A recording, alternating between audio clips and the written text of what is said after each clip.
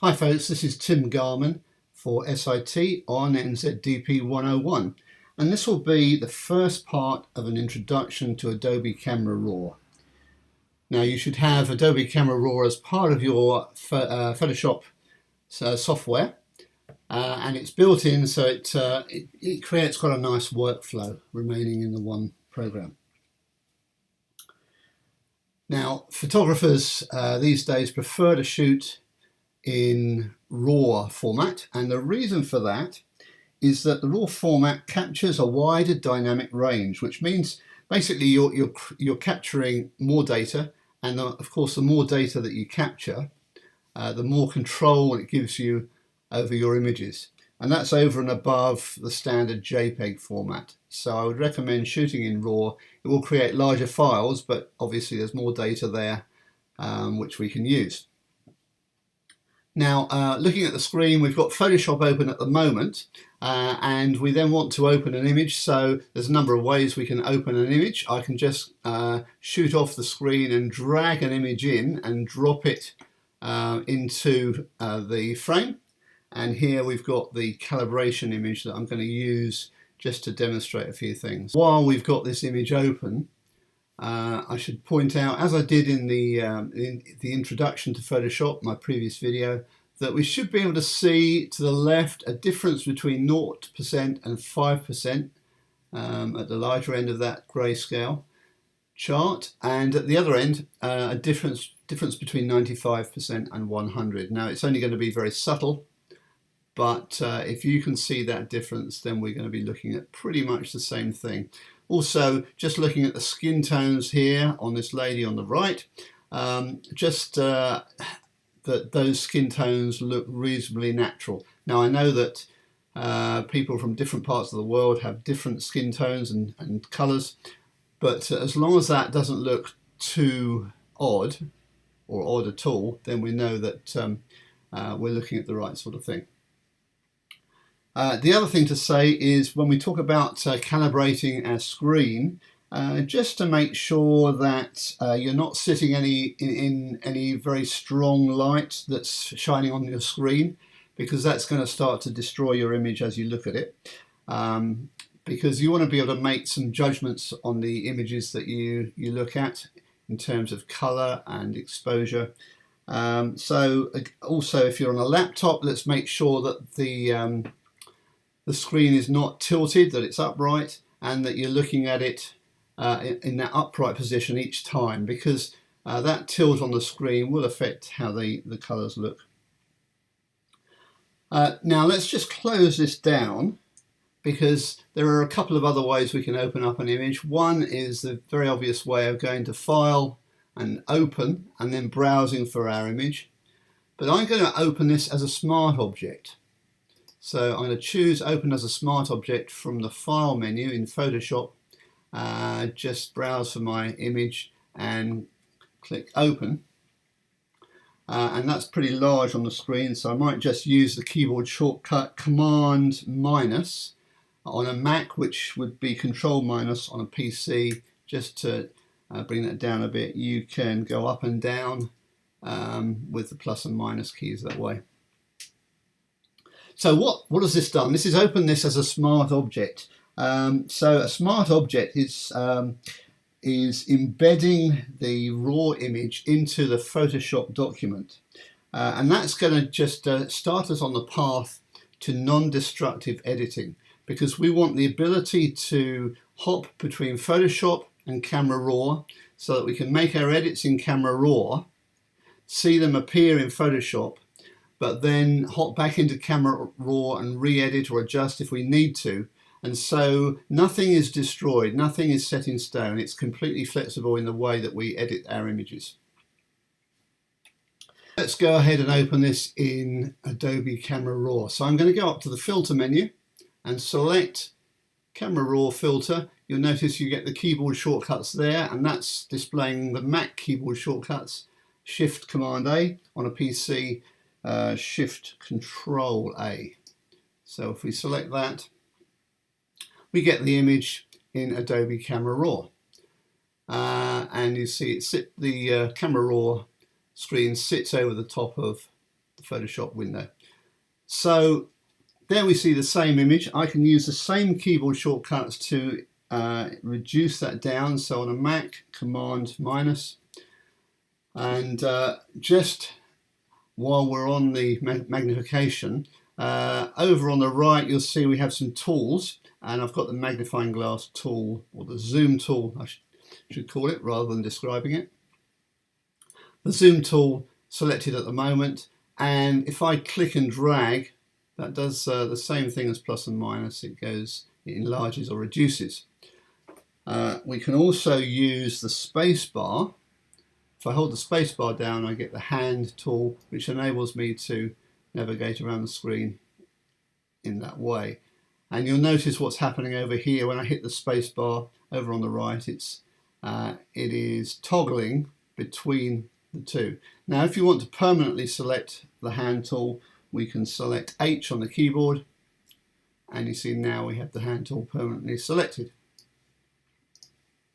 So let's have a look at the top right and some of the controls we have in Adobe Camera Raw. So here we've got the histogram, and there's some information on the histogram in the week 1 study guide. But at the top we have the shadow clipping warning, that's on the left, and the highlight clipping warning on the right. And the histogram is showing all the image data and the color and shade of pixels. Now, if we wanted to look at the shadow clipping areas on this image that we're looking at, this is now indicating areas that are solid black. So if we had an image that we've taken and we've got some areas that are solid black, that means really that we're likely to be losing detail in those black areas. They would be pretty much lost in the darkest areas of our image. So this is a good way of finding out the areas of the image that have lost detail. And if we go to the other extreme, in red, it's showing us the areas that are completely burnt out. Now obviously on this page we've got some white areas, so that's there's no detail there, so it's indicating those areas. So areas on our images that have got bright highlights, we still want some detail in there. Now our eye tends to get drawn to the lightest, brightest areas in an image. So we want to make sure that if people are looking at those areas on our images, that there's something to look at. So there's still some detail in those bright areas. So that's a good way of just seeing what needs to be adjusted to bring those areas back. So we can switch those indicators off.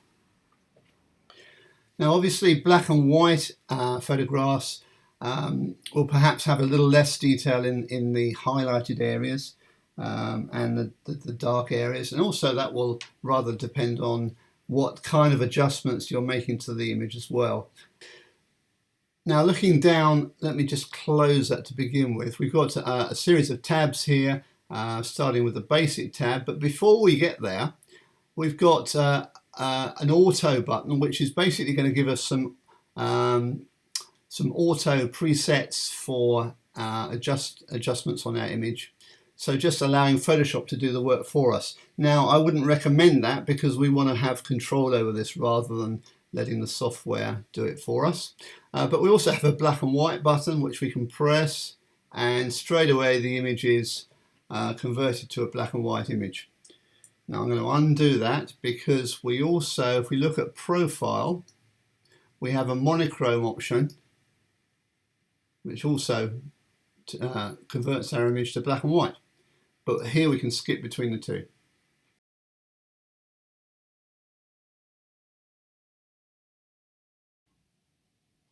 One other thing I'll just add into this video is to show you what happens when we open an image as a smart object, and that image is already a Camera Raw image. So let's just open this Brighton Storm image, the .crw. The file extension indicates it's a RAW file, so it will open in Camera Raw. Let's just adjust the screen to hide the Photoshop interface behind Camera Raw. So that's Camera Raw, and I just wanted to make the point here that when we open a RAW file, we're going to get a whole lot more options under the Profile tab. We've got the standard camera setting that it's opened up in, but I generally add or select Adobe Color as my profile to work in. It gives me a good range of colors or color gamut to work with, and that's gonna, the others are presets which are perhaps not so appropriate. So let's start under the basic tab looking at the white balance adjustment. Now again, there's some presets here that we could use, but we can also set a custom white balance. So we get a useful little video clip as we mouse over these tools telling us roughly what it does, but we have an eyedropper here. Now what I'm going to do is just blow up the area of this image that has this wonderful person on it, because I've got the eyedroppers selected. And what I want to do to set the white balance is choose an area of either of a neutral grey or an area of white perhaps. Now if I choose that area, you'll perhaps see a slight adjustment, and we can see an adjustment has been made to the temperature and tint values. We could select perhaps a different area and see that change again. Well, what I will do is reset those sliders, and to reset the sliders, just double click on the arrow and they all go to the center 0 position. So that's gone back to where it was. But that's the use of the dropper tool to set a white balance. So looking at the temperature slider, and let's just reduce that back down again. We can drag that to one end and it goes more to a cooler or bluer color temperature, and at the other end we get a warmer effect. Double click to reset that. For the tint controls, one way is going towards the greens and the other way is going towards the mauves or purples. Let's look at exposure, and obviously we can increase or decrease into take the image darker, or overexpose if we want to at the other end. We've got controls over contrast, but be aware that perhaps using too much of this, and if we look at again at the image of the woman, decreasing the contrast will obviously give the image a more sort of blown out look, and increasing it too much we'll start to see, particularly within the skin tones, and also these folds in the background will just become a little more defined and probably too defined. So let's just centralize that again. Again, controls over highlights and shadows, and white values and blacks. So we can play with these, and I would suggest you do exactly that. Play with them and see exactly what they do, because ultimately you're going to need to develop the ability to look at an image and know what it needs to be edited well, and that's only something that will come with time. We also have texture, clarity and dehaze, and particularly clarity I'll just focus on to begin with, and if we blow this image up on the screen, let's just have a look at what it does to the grayscales at the top. If I increase clarity up to its maximum, and let's just take that down to 0, we'll see that there's a greater contrast between the 40% and the 50%. Now you'll notice on the screen that this 40% area looks darker on one side than it is on the other, and the same with the 50%, and that is simply because it's placed next to a darker area. Now clarity is going to sharpen our images, but pushing it too far to the right will add some digital noise as well, which is less desirable. So perhaps bring it down to a bit further to the left. Texture is going to do pretty much what it says as a title and add some texture into that area. And if I blow it up again, perhaps we can start to see some of that appearing. Now if I hold my mouse over the dehaze title, that pretty much tells us what the dehaze tool does. So if we have an image that has some haze in it, we can adjust that or reduce it by moving to the right, but going the other way will actually add a haze effect. Coming on to vibrance, let's take this image down in size and increasing the vibrance right up to the right, you'll see intensifies the colors. And in fact, if we take saturation up as well, you see those colors are way beyond what we would want to use for a natural looking image. Just centralize those. Taking saturation right back the other way gives us a black and white image. If we did the same with vibrance, well, it loses a lot of the color, but not all of it. So there are better ways of creating a black and white image than taking saturation down, but that's the effect that it has. The next palette down is the curve. So let's have a look at this. And as we open this tab up, we see that our image is defined or described in this curve. And it doesn't look much like a curve at the moment, but we can adjust that to adjust various exposures and color values in our image. So first of all, at the top where we have adjust, the first one on the left is the parametric curve. Now we have two options, the parametric curve, or if I move to the next one along, you'll see it says the point curve. And they both work in similar ways. To start with, we'll look at the parametric curve. And we see that we have some sliders and we have some range adjustments beneath the curve. So the important thing to note here is that if we look up and down the curve, at the bottom we see over on the right bottom corner, it tells us that that area is the shadows. Then we move into darks, lights, highlights, and we have controls for those areas at the bottom. So if we move the highlights slider, we see that the image, our test image or test screen image on the left is being adjusted, and at the same time you'll see that this is looking more like a curve now, because that top area, which is the highlight area of our calibration screen image, is adjusted.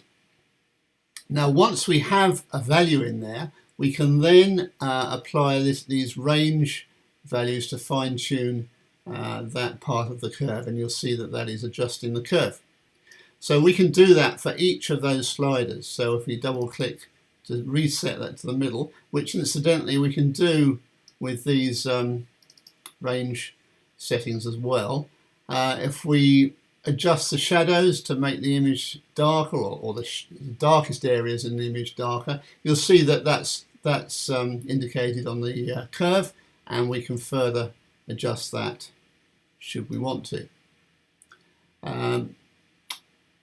And it's also worth saying, just with all of these palettes, that there's an eye icon in the top right corner, which we can click and hold the mouse button to see the before and after effect. So let's then have a look at the point curve.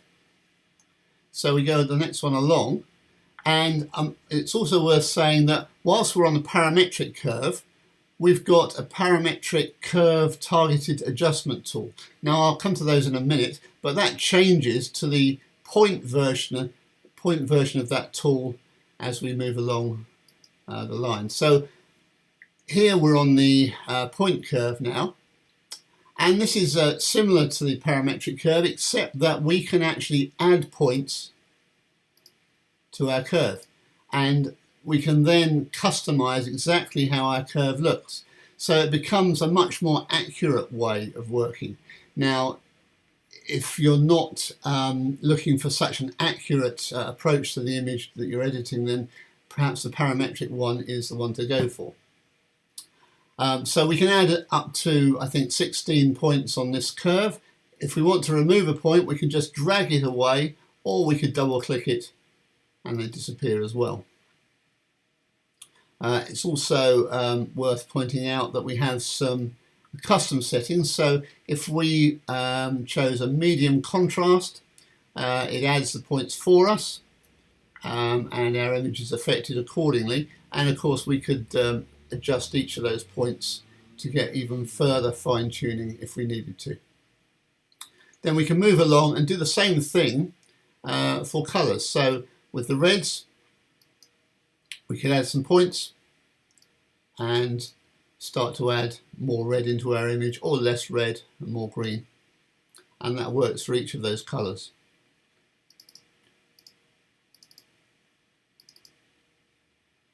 So let's just go back to the parametric curve and choose the targeted adjustment tool. And if we click in an area of our image and hold our mouse down, you see we get a gradient from the shadows on the left to the highlights on the right, which we can move from left to right to adjust. And that is affecting the whole of our image, but targeting that particular value where we've clicked. And we can further edit it on the curve if we wanted to. So let's just set those back to where they were, and then go to the point adjustment tool. And so we've got the targeted, or the point curve targeted adjustment tool, and this works in a similar way. We hold the mouse down and we get that adjustment, and you can see the point adjusting on the curve as we move.